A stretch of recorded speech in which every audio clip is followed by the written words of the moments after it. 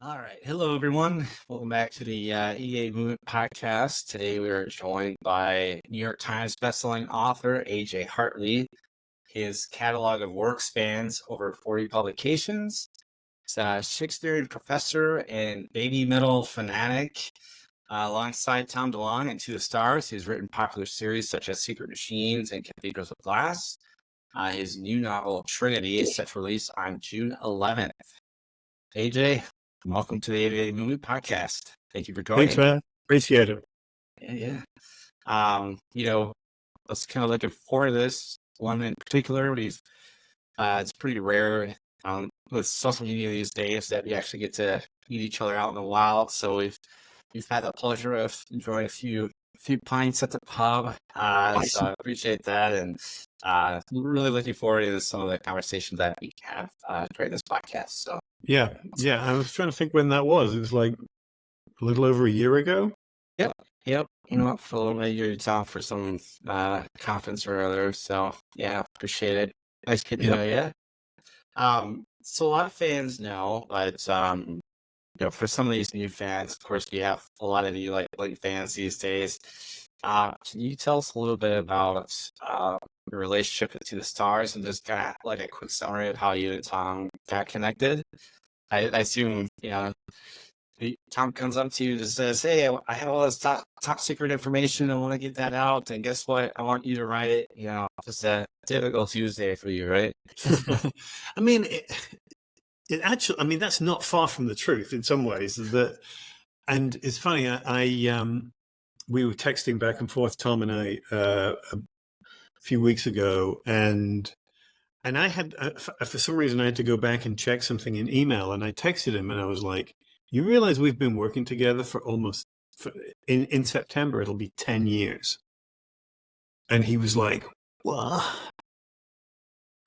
But it started 10 years ago. I had a bunch of work that was that was on submission. And it had been sort of quiet. I'd been working on some things which hadn't immediately landed, and they were out, and my agent called me and said, "I've been approached by this guy from Blink 182. Have you ever heard of them?" And I'm like, "Yeah, yeah, I've heard of them." And she's like, "Well, he's looking to partner with somebody to work on this what became Secret Machines, though I don't think it was called that at the time."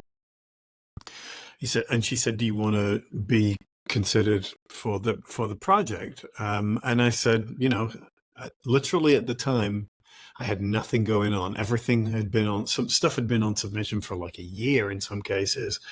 And so I was like, I'm literally between projects. I don't know what I'm going to do next. So I was like, yeah, plus I was just curious, It's like, so she's like, "Well, I'll send him some of your stuff." Because I think they're looking at a few people and see. And, he obviously liked what he read of my stuff that had already been published. And we started having phone calls, meetings to sort of talk about how we might work together, what this thing was, what he wanted it to be, this thing that became the Secret Machines series. And along the way, he asked to see what became Cathedrals of Glass. Again, it had a different title at the time, which was one of the things that I'd had on submission for ages and wasn't going anywhere. And he immediately connected with it. I'd only written the first book. And he immediately liked that. And he's like, "Yeah, okay, I want 3 of those.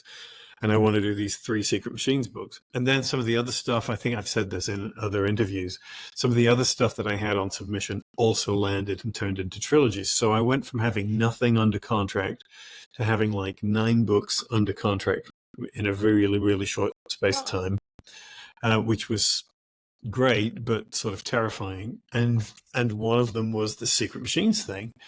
And even after talking a lot, I still didn't really know exactly what it was that Tom wanted to do.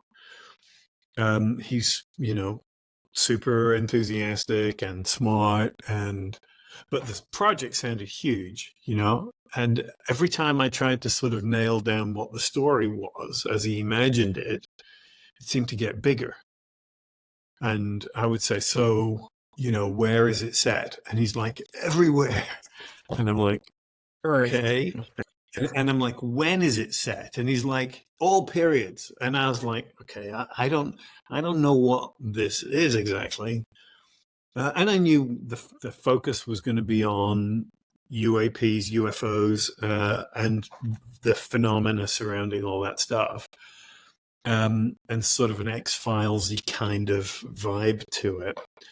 But we didn't have a really tight focus at all because he wanted it to be super flexible and be able to include a lot of stuff. And then we sort of started brainstorming properly. He flew me out to California and we spent, I can't remember, a few days really sort of talking specifics about how the story would take shape, what he wanted to be included. And this was all really preliminary. And I realized that what I needed to do was sort of nail down a kind of narrative architecture for the thing and to try and find ways to include all the stuff. You've heard me say some of this before. All the stuff that he wanted to talk about, to me, meant different narratives, different characters, different timelines, different places, and then find a way to sort of weave all those together. So for me, that was the way in. So anyway, that's the long rambling version of the answer. So that was the Secret Machines. And then we also did two. So we've done two of those and two Cathedrals of Glass books. Secret Machines is currently in development for television, which is a really long, slow process, which is one of the reasons that we haven't done book 3 yet. But, we're going to do it, but there are various sort of variables. And then the next thing is Trinity, as you mentioned, which is separate. And at least at the moment, it's a standalone. It's not supposed to be the beginning of a new series. And it's connected to the Secret Machines books. It's part of that kind of thematic worldview. But it is a separate narrative, separate story. Yeah, we'll touch on that obviously a little bit, but that's super interesting to know, like, how you just get kind of that random phone call one day. So I guess I wasn't too far off. It's funny because when we did start talking, and I think I've said to you before, I mean, I was a little old for Blink.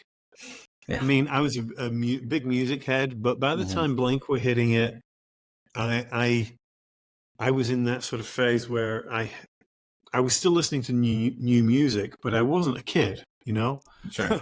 Yeah. I was already teaching as a professor by then, and in many ways, I think that was really good because right from the start, it meant that I could talk to Tom as a creative partner rather than as a starstruck fan. You know what I mean? That if I had been really into Blink, I don't think it would have worked the same way.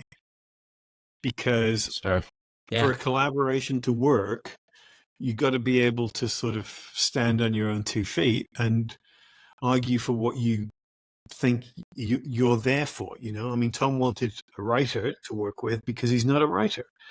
And so I think it was important for us to have a really good back and forth. And he's always been a super supportive, collaborative presence. Not always the case. Yeah, I was going to say, like, well, the next question is like pros and cons of, writing for someone else essentially versus your own thoughts and ideas. You can kind of take them how you want. It's, I imagine, a little bit more freedom. But also, like, the pros of collaboration is those ideas that you probably wouldn't have otherwise had, right? Yeah. I mean, if you are traditionally published, in other words, if you work with a big press, you're never completely by yourself. You're never completely in control because you're always going to be dealing with editors and cover artists and all that sort of stuff, who are working for the publisher and who are going to say, we think it needs to go in this direction. We think this is, we want you to rethink this. So it's always somewhat collaborative at the editorial stage. And I mean, I have friends who self-publish, and one of the things they like is that no one is having any impact on their stuff or making any input on their stuff except them. That's a double-edged sword, and sometimes you think, yeah, I can tell that nobody had any input, and that and maybe would have been better if they had, Sure. Yeah. So, it's good to have, it's always good to have people responding to your stuff and say, if nothing else, saying, this is what I'm getting. Is that what you want? Yeah, makes sense.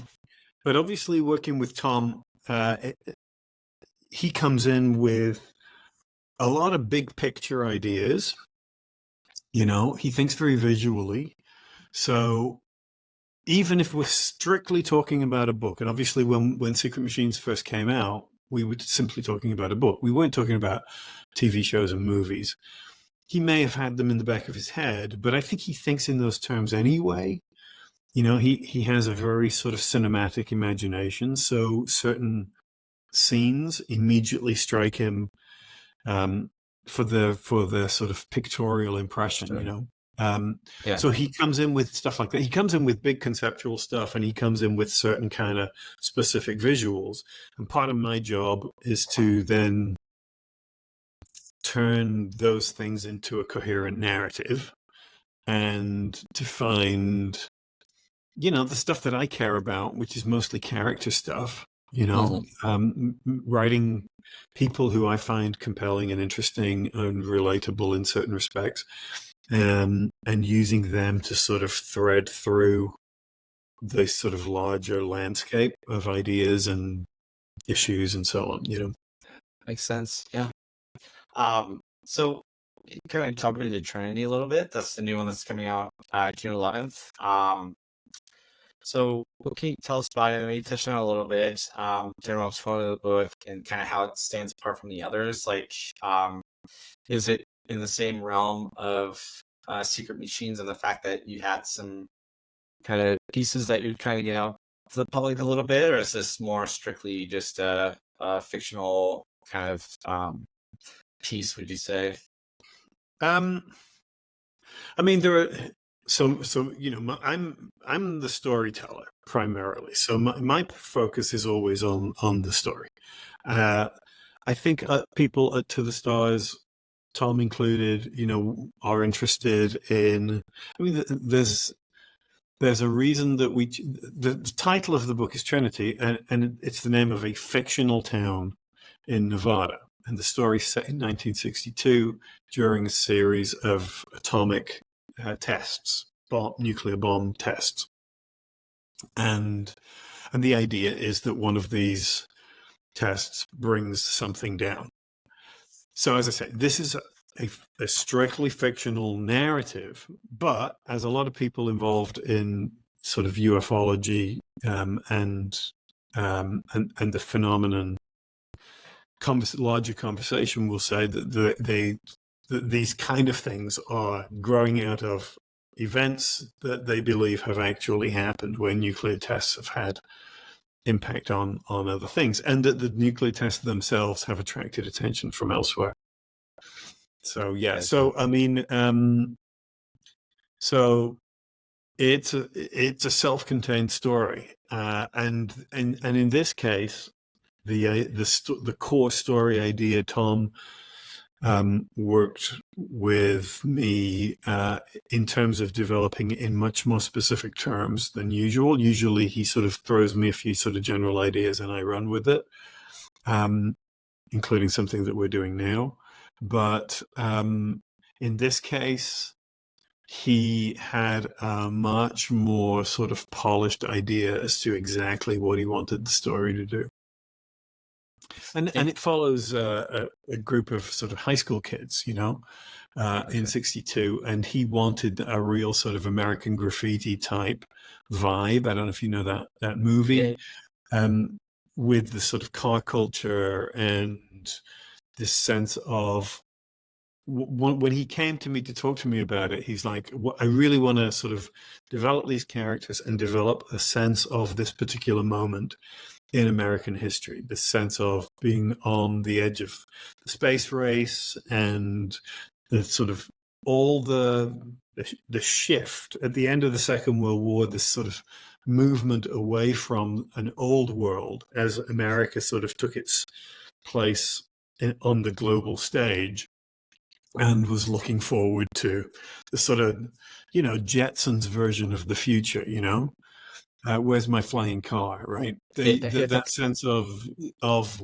what, modernity might mean for America in terms of, and the car culture thing is part of it, right? The sort of, when you look at cars from the early 60s, the way that they look like spaceships, they've got all these like little lights on the tail fins and stuff like that. And this is all part of the culture of the day, this idea that they're sort of aggressively reaching for a future which was defined by space and by new technology and such. So, but we're simultaneously in this little rural town in the middle of nowhere, Nevada.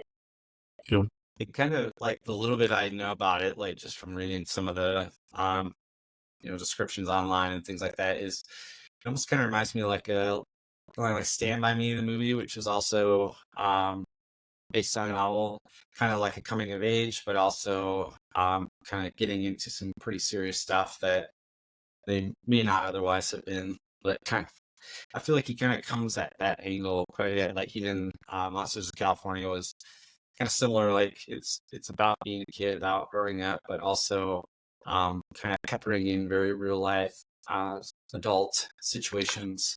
Right, it's very Blink, right? It's very, Tom is really interested in and shaped by reflections on a kind of adolescence.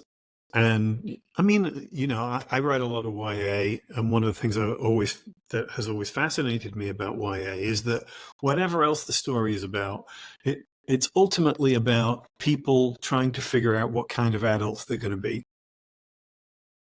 Shedding their childhood, dealing with the realities of the world, and positioning themselves as, whether they're as artists, as moral beings, as whatever they're going to be, and say, this is who I choose to be. I'm getting rid of all the stuff that I inherited from my parents and my community and my church or my whatever it is, and I'm making a decision about who I want to be. And that's at the heart of a lot of these kind of stories, Trinity included. And I always find that fascinating.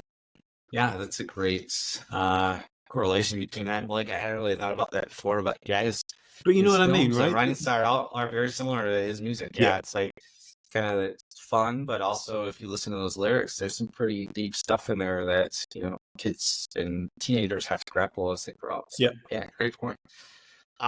So you kind of talked about a little bit too, like it feels like his involvement in the writing process is becoming a little more and more. Would you say that it's based on the topic itself, or more so he's just more comfortable with the thoughts now, and he's got a movie out, he's got a film, and he's got a couple collaborations with yourself under his belt, so maybe he's kind of taking a little more ownership as he gets more comfortable? I don't know that it necessarily reflects a specific trajectory. I think it's project specific, because as I say, we're working on something now, which I'm probably not supposed to talk about, which is a new project. And that one has gone much more like the Secret Machines project, where I've had really wide freedom, and he sort of winds me up and sets me off, and then comes in when I have a first draft to sort of talk about things that he wants to see pushed up or or modified and such. So, the Trinity was different.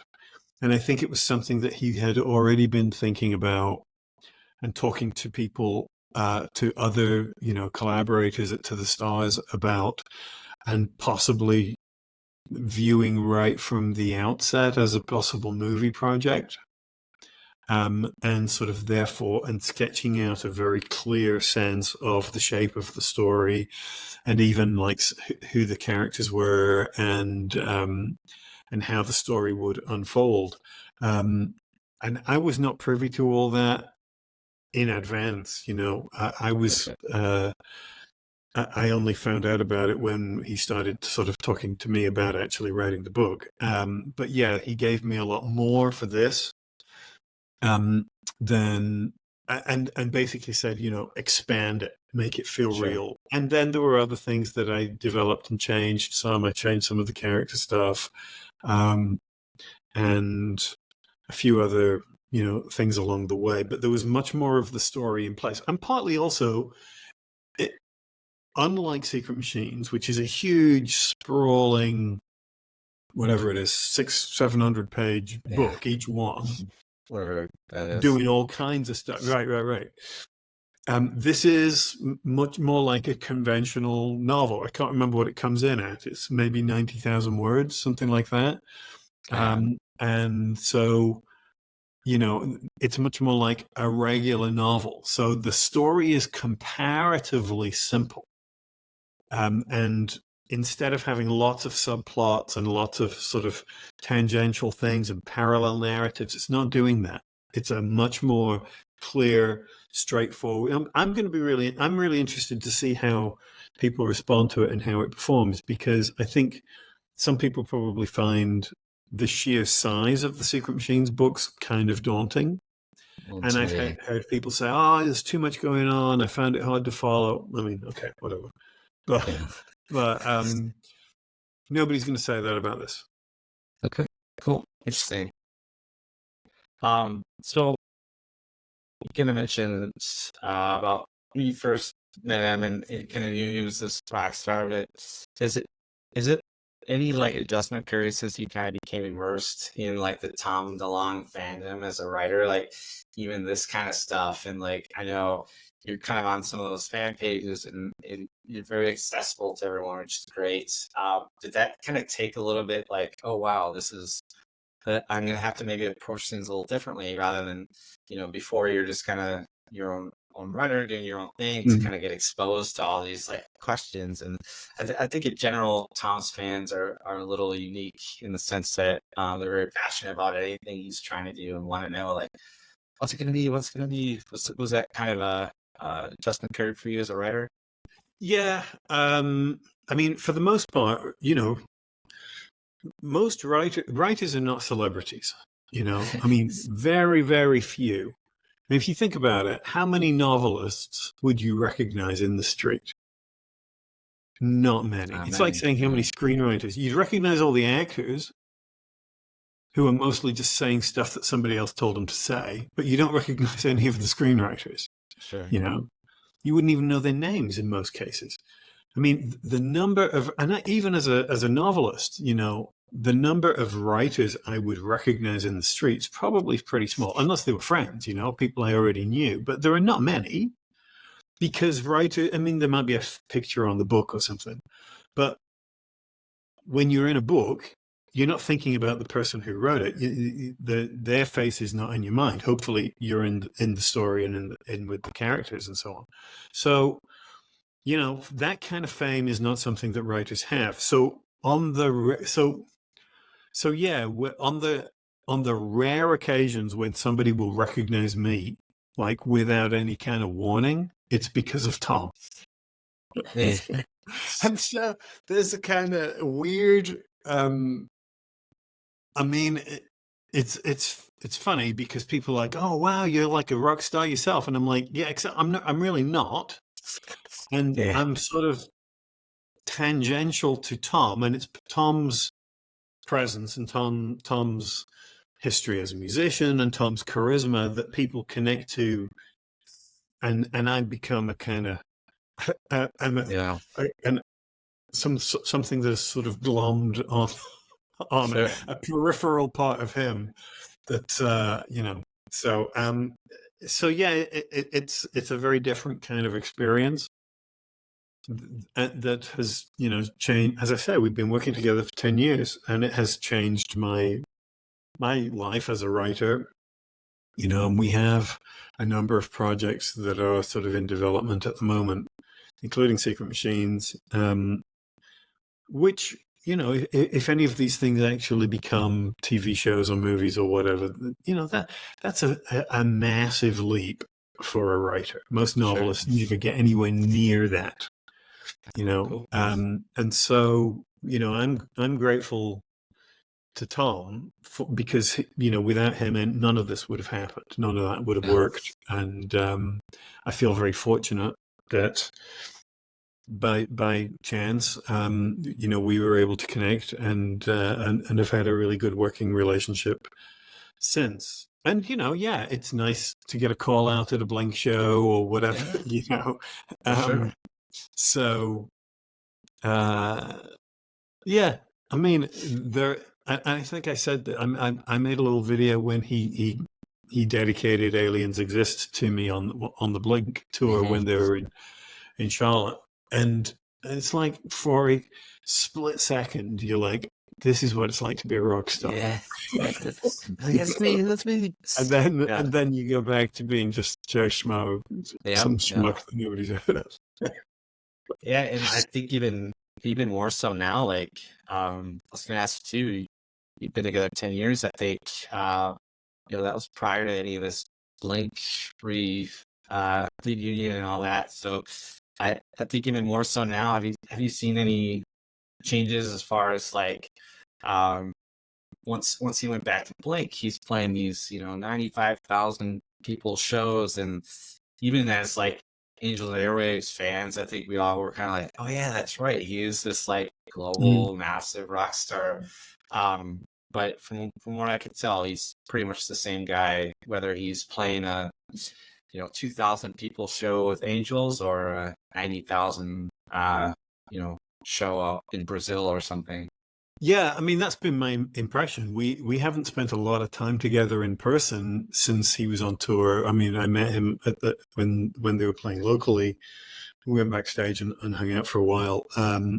But most of the time, my relationship with him is mostly sort of phone and text kind of thing, and occasionally we'll do like a video chat or whatever, but we're not sort of in the same space very much, partly because of his various sort of touring schedule at the moment and stuff that I'm doing as well. And the last time, I mean, I had him on my little YouTube channel, I can't remember, a couple of years ago in March, and we did a little recording, and we were just talking about, I can't even remember, we were just talking generally about art and creativity and how he writes songs and various things. And then after I turned off the camera, he's like, okay, so you need to know that I'm back in the studio with Blink and we're going on tour. And I was like, what? And he's like, yeah, but keep it, don't say anything. Yeah. And this was in like March, and I had to sit on that till it was announced in October. And I kept looking online, and I was like, surely this is going to leak. At some point, people are going to find out that this is happening. And it never did. There were a couple of little rumors here and there, but it never went anywhere.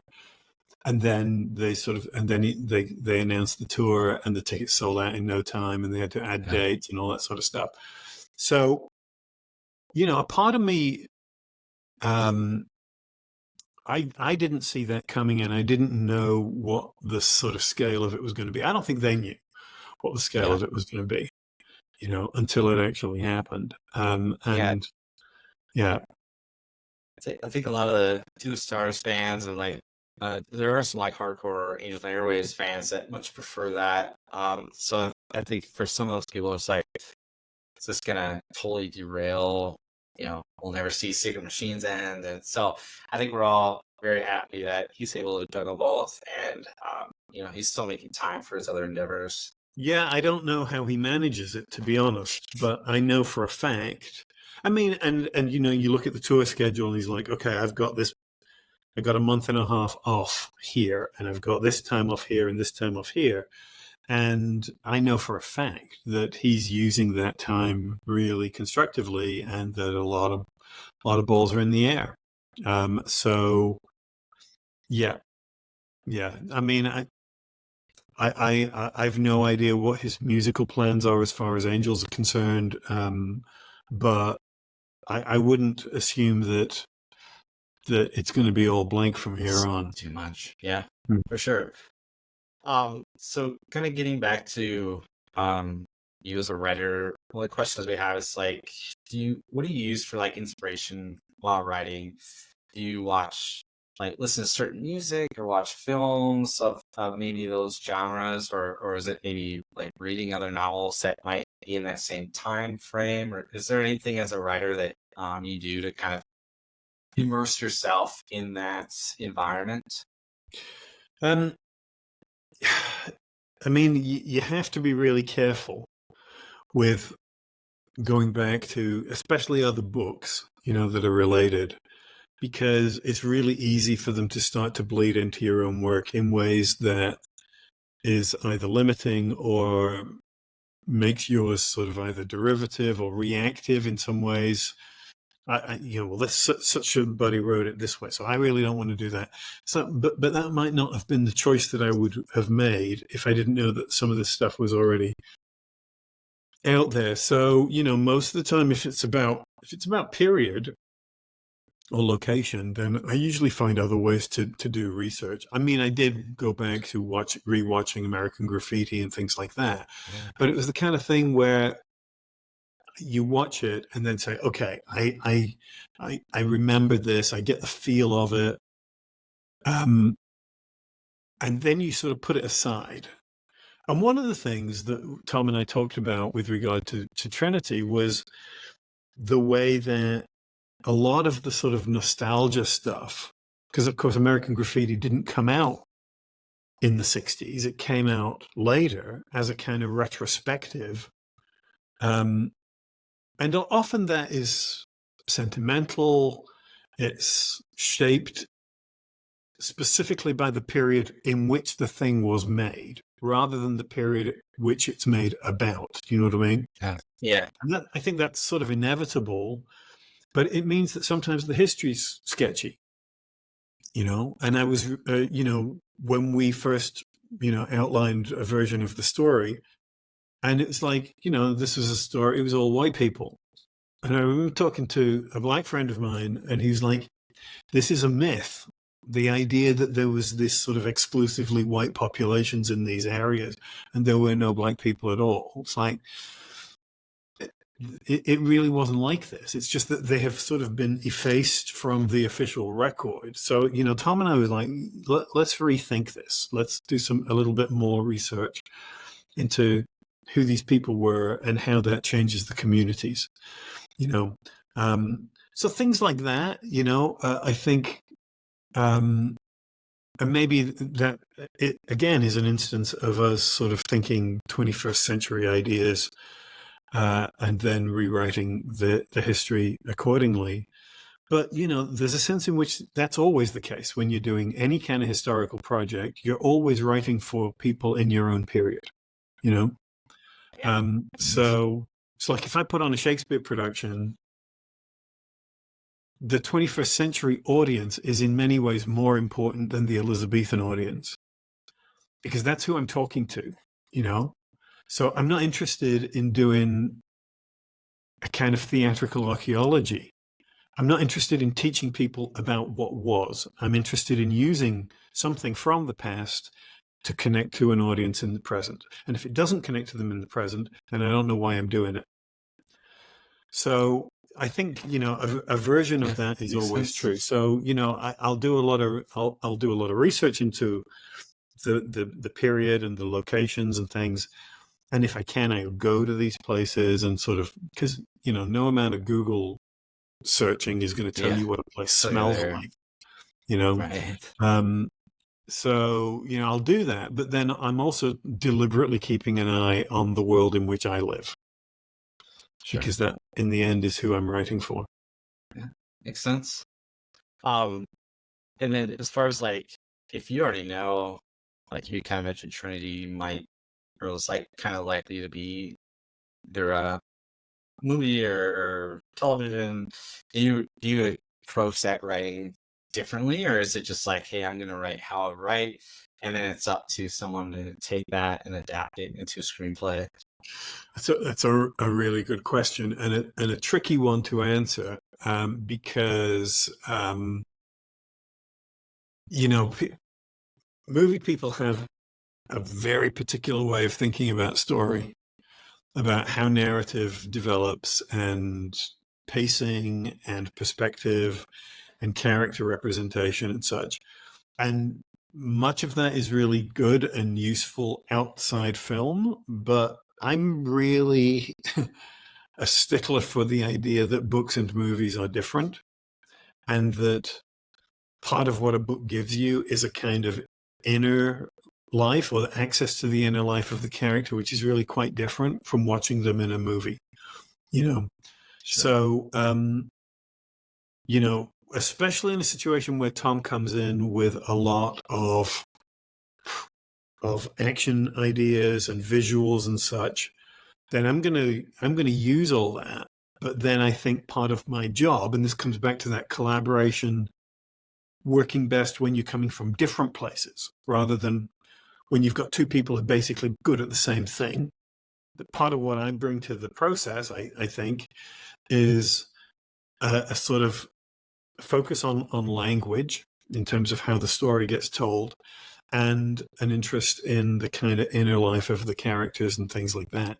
So I would say I take on board all the sort of dramatic visuals and things that Tom is already kind of thinking about for a book like Trinity, at least.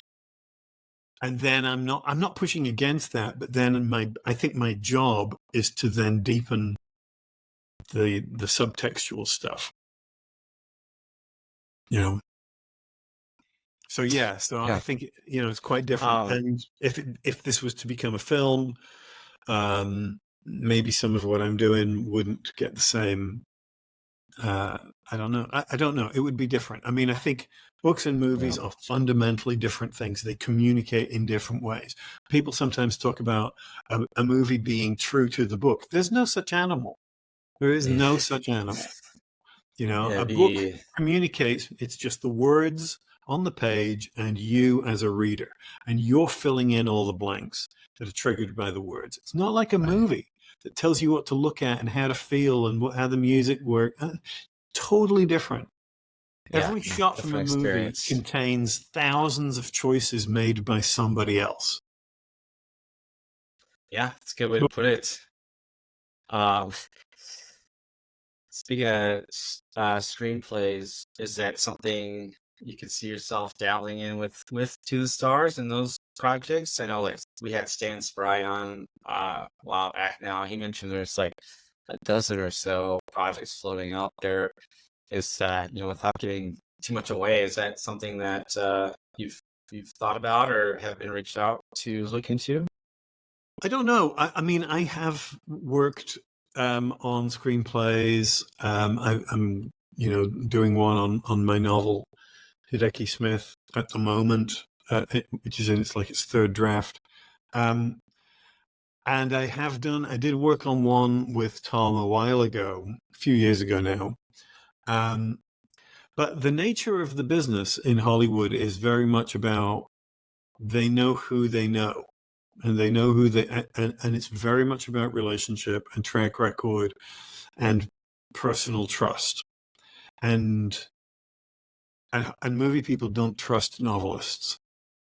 They just because we are not the same. We as I say, we don't think about story in the same way. We don't use the same structural models and move. I shouldn't say this, but a lot of the movie people I know do not understand books. They don't read them, and they don't really get them.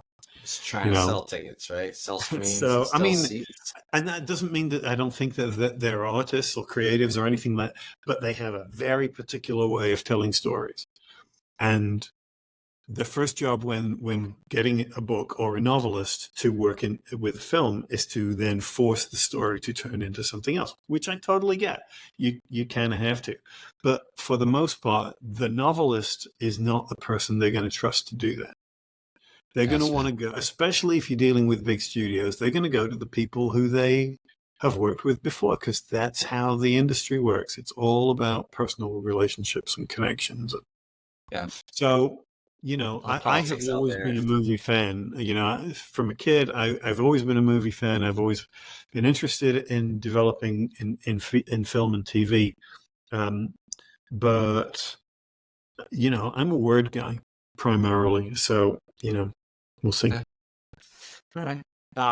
So how do you kind of like, especially something like Secret Machines, how do you balance the disclosure content with the storyline? I know, like with Monsters of California, it can sometimes feel like too obvious that they're pushing something specific to a disclosure piece without kind of doing justice to the storyline. I Mhm. imagine that's very hard to do as a writer as well. And then the second thing is also like the added pressure to make sure it's accurate research, because Mhm. that people who are absorbing that content are probably pretty well versed in the subject matter too. Is that kind of like a also added pressure as a writer to make sure you don't kind of get it wrong from that perspective?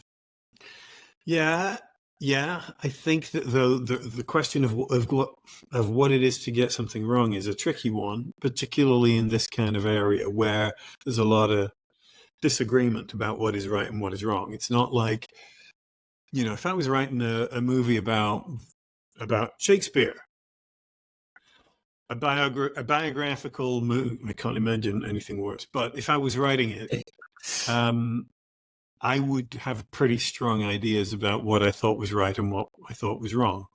I have a lot fewer of those ideas when it comes to dealing with this kind of material. And it's partly why I rely on Tom and his people to say, here's what we want to. And occasionally I'll say, a novel can raise all kinds of possibilities. If it's going to come down in one place, I need you to tell me what you want that place to be. Because if there's one idea that you want to emerge absolutely clearly, then I need to know what that is. But part of the richness of fiction, of course, is that you can float multiple possibilities without necessarily committing to it. Or, especially with a series, you can raise a possibility and then you can change your mind based on new data or whatever. And it turns out that something that we thought was true in book one turns out not to be true in book three or whatever. But again, this comes also down to what I was saying before about collaborators having different strengths. And my focus always is going to be on the internal cohesion and interest of the story as story. And so I'm working with people who are saying, we want to sort of address this kind of issue or this idea. And I'm going to be always like, fine, but my primary investment is in telling a good story and making it work on a character level. So that sort of, I was going to say tension, but in some ways balance is maybe a better metaphor.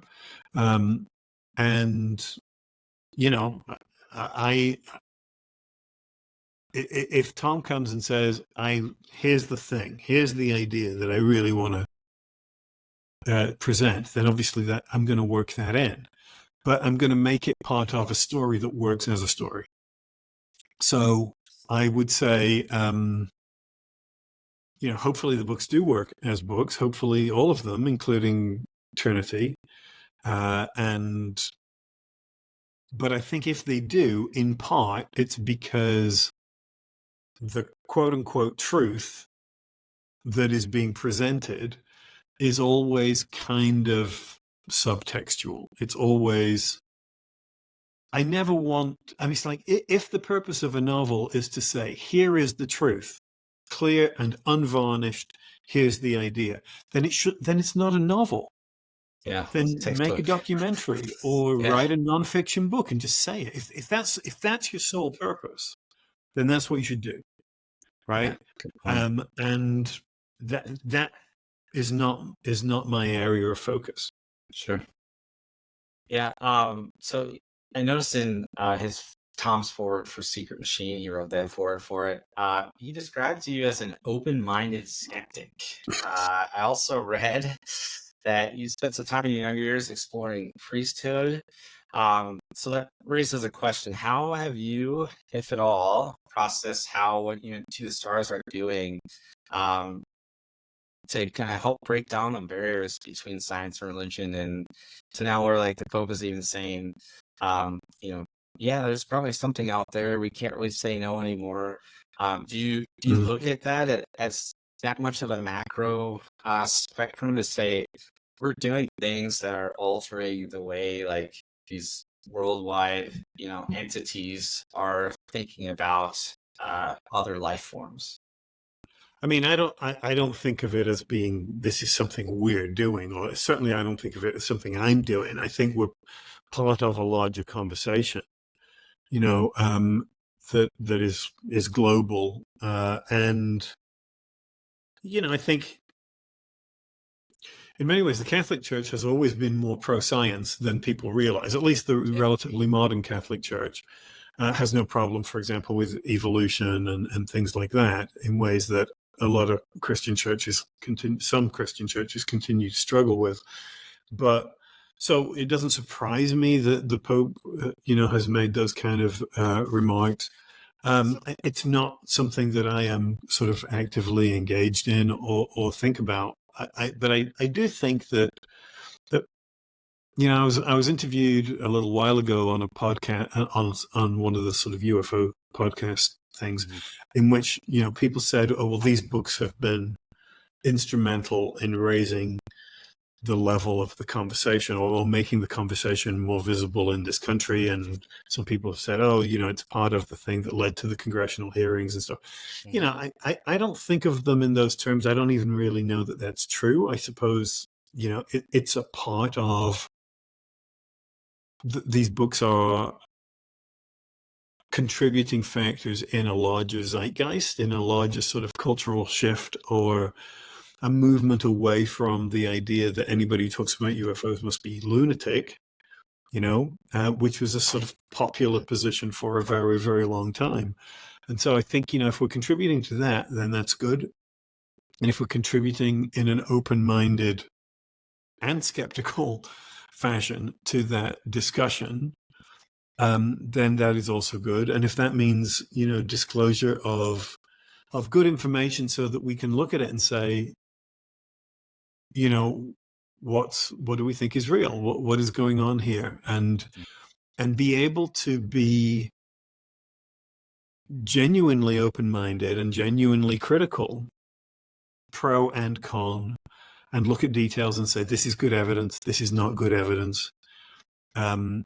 Here's reason why maybe, some of the official sources debunking this stuff are right. Here's reasons why they're not right, Yeah. I'd like us to be able to get to a place where I like the idea of being open-minded and skeptical at the same time, and being able to sort of scrutinize stuff instead of coming in with an agenda and saying, well, I'm clearly on this side, therefore I'm predisposed to believe all this and not believe this. You know what I mean? Because that doesn't seem to really help. It means that we're sort of stuck in, as with everything else in this bloody country, we're sort of stuck in this eternally polarized discourse where there's almost no actual conversation taking place because we're all trapped in our various echo chambers. Yeah, if you're too blind to the agenda to even consider other facts, then you're in trouble, especially as someone who's maybe producing information for others to absorb. I think that's definitely true. And like I said, this country is a little heavy on that right now, news sources and all that. So I think you So with this pretty straightforward question, do we have an ending to Secret Machines? You don't have to say what it is, but is there an ending to that You mean series? Or is is the book already written, no or like do we know how it continuing ends? Tom, do you have an ending and is that like just predicated on the format that you're gonna release it on, or is that just not there yet? We are not there yet. No, I mean, for various reasons, you know, that project has been sort of put on hiatus. It's not dead by any means. People, every other day I get a message from somebody saying, "When's Secret Machines coming out?" Or people saying, "I hear it's already been written, but yeah, why aren't you publishing it?" I'm like, "It's not been written."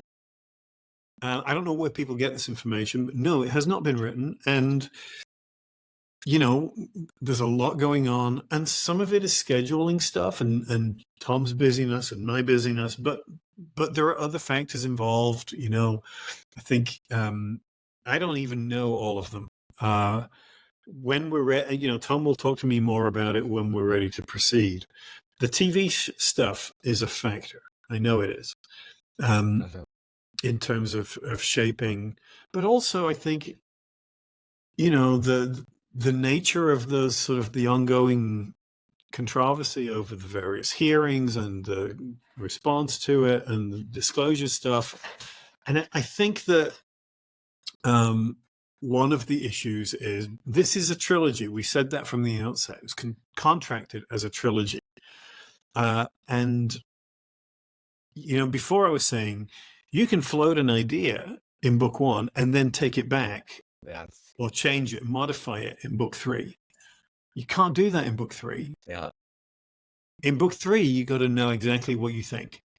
You got to know where we are and what we believe and what the sort of final position of the series is, whether you think of that as a true thing or as a fictional construct, which is just sort of adhering to its own narrative cohesion, But there's a point at which you got to say, the end. That's the thing.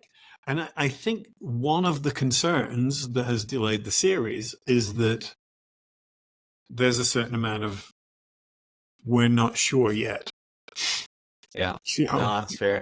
And so long as certain things are still in flux, that could affect the point at which we say, "Here's our final position." Yeah. Well, I'll take it as a compliment that people are so eager to hear how it ends. So if no one cares, you'd probably be like, well, I hope so. I no. mean, some people are simply, as I said before, some people want to know how the story ends as a story and they're interested in the characters and so on. Yeah. And some people just want the answer. And I can't help you with that. Yeah.